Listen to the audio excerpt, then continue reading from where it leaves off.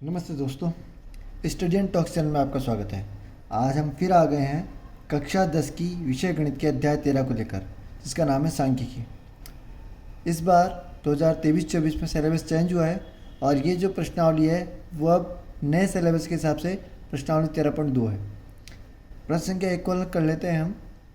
निम्नलिखित सारणी किसी अस्पताल में एक विशेष वर्ग में भर्ती हुए रोगियों की आयु को दर्शाती है।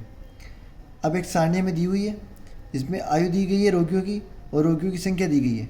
5 से 15 साल के बीमार लोग हैं वो हैं 6। 15 से 25 की जो आयु के लोग हैं 15 से 25 वर्ष के वो हैं 11। 25 से 35 वर्ष की आयु के हैं 21। 35 से 45 आयु के लोग हैं 23। 45 से 55 वर्ष की आयु के लोग हैं 14 और 55 से 65 आयु वर्ग के लोग हैं 5। हमें बताना है उपयुक्त आंकड़ों के बहुलक और माध्य, मतलब हमें इसमें दो चीज़ें ज्ञात करनी है। दोनों केंद्रीय प्रवृत्ति के मापों की तुलना कीजिए और उनकी व्याख्या कीजिए। देखिए, केंद्रीय प्रवृत्ति के 3 माप होते हैं, माध्य, माध्यिका और बहुलक। माध्य, माध्यिका और बहुलक। तो आपको दो चीज़ें ज्ञात करनी है, एक तो बहुलक और एक माध्य। अब इस सवाल को हम हल करते हुए कुछ बेसिक बातें भी समझते जाएंगे और आगे की बातों को, इस सवाल को भी हल कर लेंगे। देखिए, सबसे पहली बात तो हमें निकालना है बहुलक। क्या निकालना है? बहुलक। तो बहुलक निकालने के लिए आपको ये देखना होगा कि सबसे ज़्यादा बारंबारता कौन सी है। जब अवर्गीकृत बारंबारता सारणी हो, अवर्गीकृत का मतलब जिसमें सीधा नंबर लिखा हुआ हो, कि भाई ऐसा लिखा हुआ होता है कि 5 साल के 6 बच्चे हैं, 15 साल के 11 बच्चे हैं, 25 साल के 21 बच्चे हैं, 35 साल के 23 बच्चे हैं, 45 के 14 हैं और 55 के 5 हैं। केवल एक ही चीज़ दी हुई होती, ठीक है, वर्ग नहीं दिया हुआ था 5 से 15, 15 से 25। तो हम सीधा इसका उत्तर लिख लेते हैं कि जिसकी बारंबारता सबसे ज़्यादा है, जैसे 23 है, बारंबारता 23 सबसे अधिक है, तो इसके ऊपर जो होता है वो हमारा आंसर होता, मतलब 35 हमारा आंसर हो जाता। लेकिन इसने वर्गीकृत दी है, वर्गीकृत का मतलब एक अंतराल के साथ दी है, 5 से 15 साल वाले। तो इसके लिए हमें एक फॉर्मूला याद करना होगा। फॉर्मूला क्या होता है जो देख लेते हैं हम। बहुलक वर्ग का फॉर्मूला है हमारा, बहुलक बराबर L plus F1 minus F0 बटा 2F1 minus F0 minus F2 गुणा H। अब इन सब के नाम क्या क्या हैं जो हम देख लेते हैं। देखिए, जब सवाल आए तो आपको क्या करना है, एग्ज़ाम में भी आए तो भी इस सारणी को एक बार दोबारा बना देना है, ठीक है। इस प्रश्नावली के अंक सबसे ज़्यादातर इसमें जो अपनी 13वीं और 14वीं है उसका अंक भार ज़्यादा है, तो इसमें से प्रश्न 100% आता है। तो माध्य, माध्यिका और बहुलक को अच्छे से तैयार करके जाना है। पहला काम क्या करना है, इस सारणी को ऐसा कैसा यहाँ हल के सामने उतार देना है, क्योंकि प्रश्न हम लिखते नहीं है तो इस सारणी लिखनी है कॉपी में अपने को। अब फॉर्मूला लिख देना है, बहुलक बराबर L plus F1 minus F0 बटा 2F1 minus F0 minus F2 into H। यहाँ कौन कौन क्या क्या है जो देख लेते हैं हम। सबसे पहले देखिए कि इनमें सबसे ज़्यादा बारंबारता कौन सी है। सबसे ज़्यादा बारंबारता है 23, ठीक है। इसको मैं, जो आप सारणी बनाएंगे नई वाली, इसमें से आप देख लेंगे भैया ये तो अपनी सबसे ज़्यादा वाली होगी। अब नंबर देंगे, नंबर कैसे देना, 0 1 2, 0 1 2, ये बीच में आना चाहिए। तो ये बीच में आएगा तो इसका मतलब ये क्या है, F1, ये क्या है F0 और ये क्या हो गया हमारा F2। अब मैं लिख देता हूँ एक बार कि इसको लिखना कैसे है। हम लिखेंगे दिए गए आंकड़ों में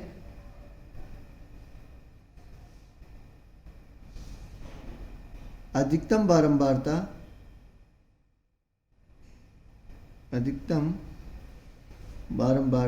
देखिए कितनी है, 23 है। अधिकतम बारंबारता 23 है। अब 23 से काम नहीं चलेगा, इसके साथ हमें जो संगत वर्ग अंतराल है उसके ऊपर भी ध्यान देना पड़ेगा, और इसके संगत वर्ग अंतराल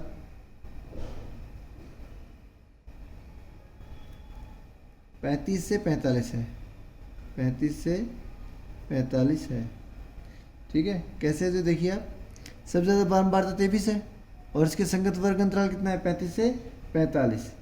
अतः बहुलक वर्ग, अतः बहुलक वर्ग, बहुलक वर्ग का मतलब हुआ कि हमारा उत्तर इसमें से आएगा। अतः बहुलक वर्ग बराबर 35 से 45। ठीक है, ये चीज़ हमारे समझ में आ गई है। बड़ी ज़रूरी चीज़ है कि बहुलक वर्ग 35 से 45 है। हमारा आंसर जो आएगा वो 35 से 45 के बीच में आएगा। अगर आपका आंसर 35 से कम आ रहा है या 45 से ज़्यादा आ रहा है तो आंसर गलत हो गया हमारा, कहीं ना कहीं हमने मिस्टेक की है। अब आगे क्या लिख लेते हैं बहुलक वर्ग लिखने के बाद, तो एल बराबर, एल क्या है आपकी निम्न सीमा, ये वाली चीज़ 35, F1 सबसे ज़रूरी, 1 कौन है 23, इसको 1 नंबर देना है, 0 1 2, F1 हो गया हमारा 23, F0 इक्वल टू 21, यहाँ से F2 is equal to 14। Okay, और अब कौन है H, फॉर्मूले में 1 2 3 और 4 और 5 चीज़ें, तो एक चीज़ L, F1 F0 F2 और H बराबर हमारा कितना आ गया 10। ये 10 क्या है, 45 में से 35 गए तो 10। ठीक है, इसको हम वर्ग माप कहते हैं। क्या कहते हैं, वर्ग माप। H का मतलब वर्ग माप। फॉर्मूले में मान रख दीजिए, इसलिए बहुलक सबका मान रख दें। बहुलक बराबर L का मान 35, ओके 35 प्लस F1 का मान हमारा हो गया है 23 माइनस 21, F1 माइनस F0। देखिए F1 23 है, इसी में से तो घटेगा, यहाँ बड़ी संख्या ही आएगी हमेशा। इस जगह जो संख्या आएगी वो हमेशा क्या आएगी, बड़ी संख्या ही आएगी। 2 गुणा F1 का मान हमारा कितना है, F1 का मान हमारा है 23, तो 23 माइनस F0 कितना है हमारा, F0 है 21 माइनस F2 माइनस कितना है हमारा 14। फॉर्मूले में जो वैल्यू जब आप पुट कर दीजिए इंटू 10 इज इक्वल टू, मान रख देता हूँ अब 35 का 35 सॉल्व कर लेते हैं, प्लस 23 में से 21 गया तो 2 अपॉन 23 को 2 से मल्टीप्लाई किया 46 माइनस 21 और 14 दोनों माइनस के हैं। जब दो संख्याएं माइनस की हों तो वह दोनों आपस में जुड़ती हैं, उनके बीच में माइनस का निशान है, दोनों के आपस में जुड़ गई। माइनस के 21 और माइनस के 14 कितने हो गए हमारे, माइनस के 35। दोनों संख्याएं जुड़ती है और निशान माइनस का ही आता है, इंटू 10। ओके, नेक्स्ट लाइन में आ जाएंगे हम, बराबर 35 बराबर का निशान यहाँ से आ गया, प्लस 2 अपॉन 46 में 35 गए तो 11 इंटू 10 इक्वल टू 35। अब ध्यान ये रखना है भाई हमें कि हमें इसमें लघुत्तम नहीं लेना है। प्लस का निशान है, भिन्न की संख्या भी आ रही है, लेकिन हमें लघुत्तम नहीं लेना है। हमें इस पार्ट को यहीं सॉल्व करना है।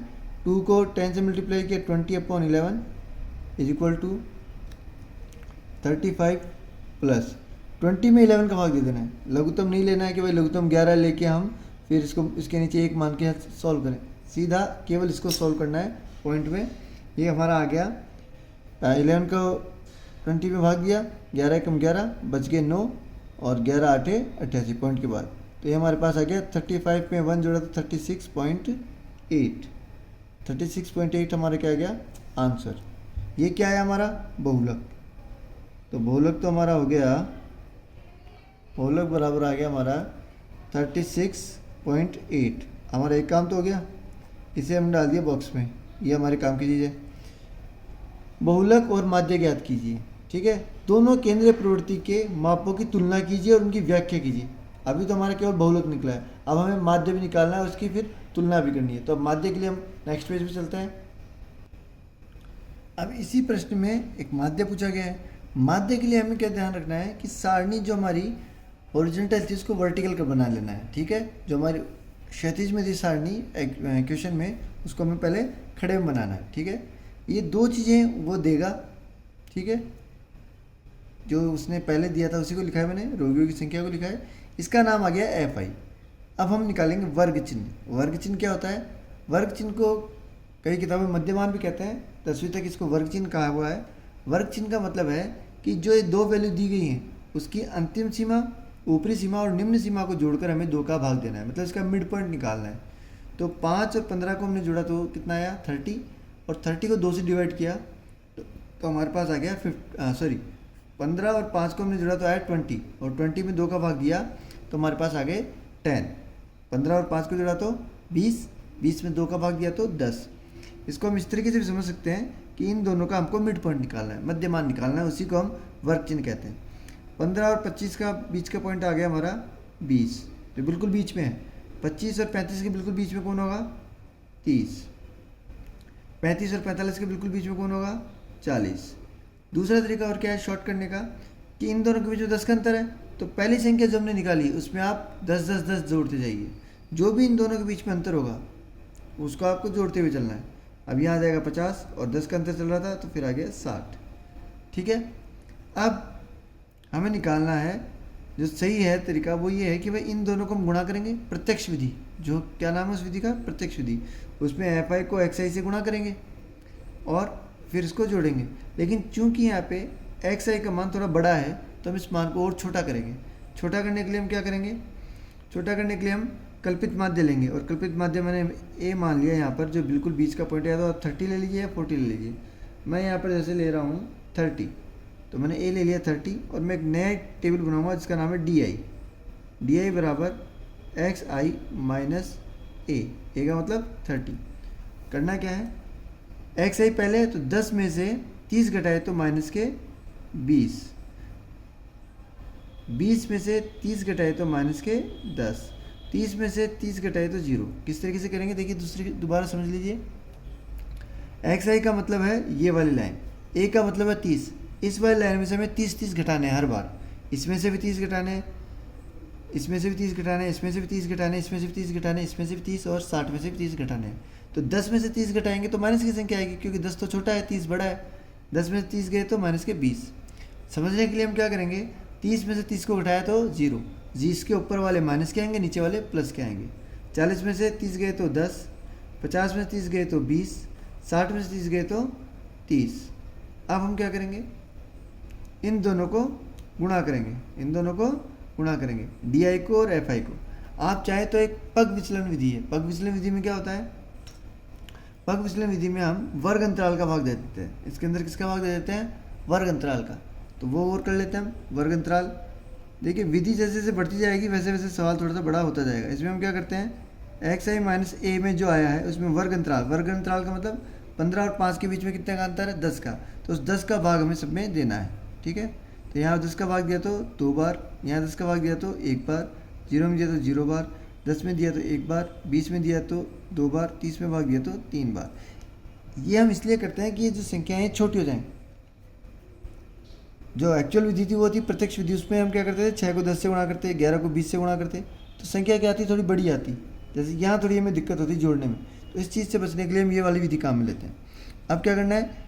अगर केवल XI तक का होता, इतना होता, हम ये 2 टेबल से सॉल्व करते तो इन दोनों को गुणा करते, इन दोनों को जोड़ते, जो गुणा से जो संख्या बनेगी उसको, और उसमें इस वाले का जोड़ का भाग देते, XI के जोड़ का भाग देते।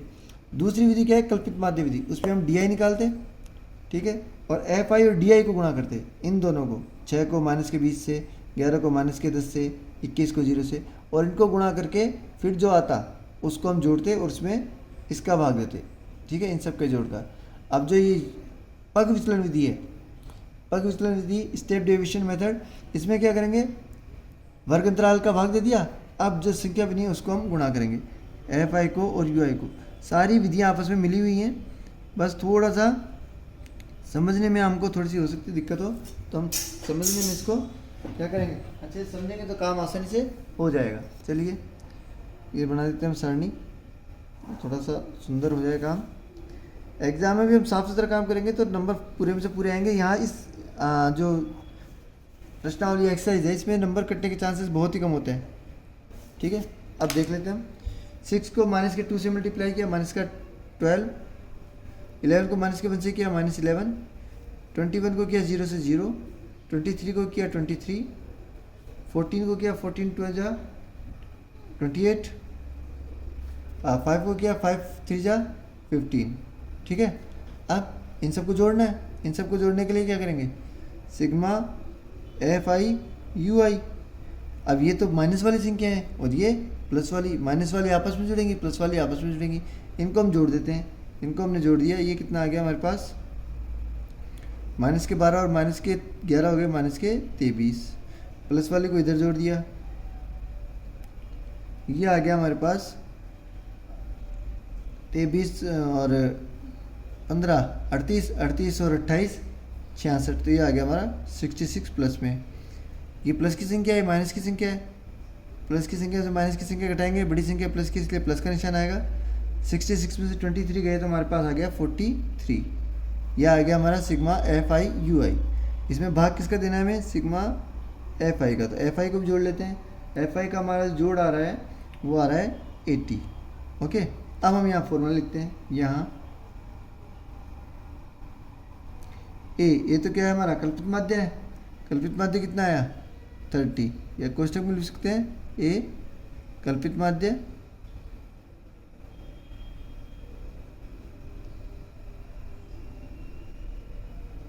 बराबर 30। और क्या निकाला हमने? एक हमने निकाला वर्ग माप। h का भाग दिया ना 10 का, तो उसको हम क्या कहते हैं? वर्ग माप। कोष्टक में इसको लिखेंगे तो ज़्यादा ठीक रहेगा ना, सिंबल को कोष्टक में लिख देते हैं। इसमें भी कल्पित माध्य बाहर और ए को अंदर लिखना तो थोड़ा और अच्छा लगेगा। h बराबर 10। अब फॉर्मूला हमारा माध्य,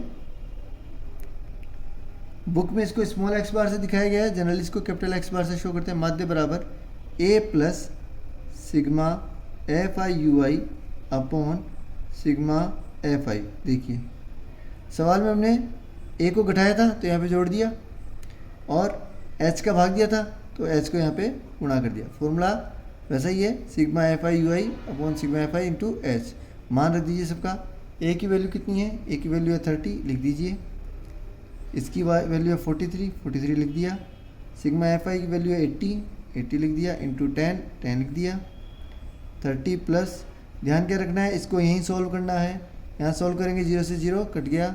43 को 8 से डिवाइड किया तो ये हमारे पास आ गया 8 पंजे 40, पॉइंट बच गए 3, बन गए 30। 8 16 8 24, बच गए 6, 8 7 56, 8 पंजे 40। ये आ गया हमारे पास 5.375। ऐड कर दिया 35.375। 5 के बाद एक ये विषम संख्या है, 5 का ये 7 का 7 ही रह गया, तो इसका उत्तर हम 35.337 भी लिख सकते हैं। ठीक है, ये हमारे पास क्या आ गया? माध्य। बहुलक क्या आया था हमारे पास? बहुलक हमारे पास आया था 36.8। अब देखिए दोनों चीज़ें आ गई हैं। हम जो सवाल में कहा गया था भाई इसकी व्याख्या भी करनी है, तो व्याख्या करने में आपको कुछ नहीं करना, जो लिखा है उसको हमको लिख देना है। अतः जो हमारा आंसर आया उसको थोड़ा सही ढंग से लिख देना है। अतः दिए गए आंकड़ों का बहुलक, दिए गए आंकड़ों का बहुलक 36.8 वर्ष और माध्य 35.37 वर्ष है। ठीक है, और इसको और जो उसने व्याख्या करने के लिए कहा है तो हम ये कहेंगे, अतः स्पष्ट है कि, जिससे स्पष्ट है कि एग्जाम में भी आपको ये लाइन जरूर लिखनी है। वैसे तो यहाँ तक के नंबर भी दे देंगे, लेकिन चूंकि उसने कहा है कि व्याख्या कीजिए तो व्याख्या हमें करनी ही पड़ेगी। ठीक है, जिससे स्पष्ट है कि रोगियों की, अस्पताल में भर्ती हुए रोगियों की, अस्पताल में भर्ती हुए थे उन्हीं की ना, अस्पताल में भर्ती रोगियों की औसत आयु, ये जो माध्यम ने निकाला ये औसत आयु है कि औसत आयु, ये कभी आप डीप पे जाएंगे तो थोड़ा समझ पाएंगे कि भाई औसत आयु से क्या तात्पर्य है। औसत आयु हमारी 35.37 वर्ष और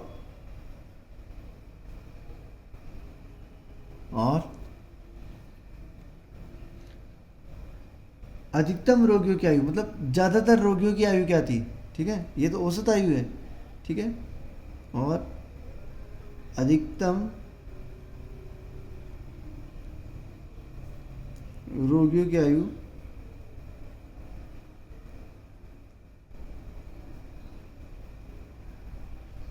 36.8 वर्ष है।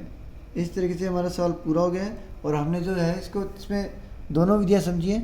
कोशिश हमारी ये रही कि हमने कल्पित माध्य विधि की बजाय हमने पग विचलन विधि से किया है। इसमें तीनों विधियां हैं, ठीक है। अगर आपको साधारण विधि करनी होती है तो एफ आई एक्स आई को गुणा करना होता है। कल्पित माध्य विधि करनी होती है तो एफ आई डी आई को गुणा करना होता है, और पग विचलन विधि में एफ आई और यू आई को गुणा करना होता है, ठीक है। चलिए हम फिर मिलेंगे नेक्स्ट वीडियो में। वीडियो अच्छा लगा हो तो लाइक करें और चैनल को सब्सक्राइब करें ताकि मैं और अच्छे वीडियोस बनाता रहूं। जो हमारा पूरा एम होता है इस वीडियो में वो यही होता है कि हम कम से कम समय में टॉपिक को अच्छे से क्लियर करें, ठीक है। तो चैनल से जुड़े रहें, फिर मिलेंगे नेक्स्ट वीडियो में। Thank you.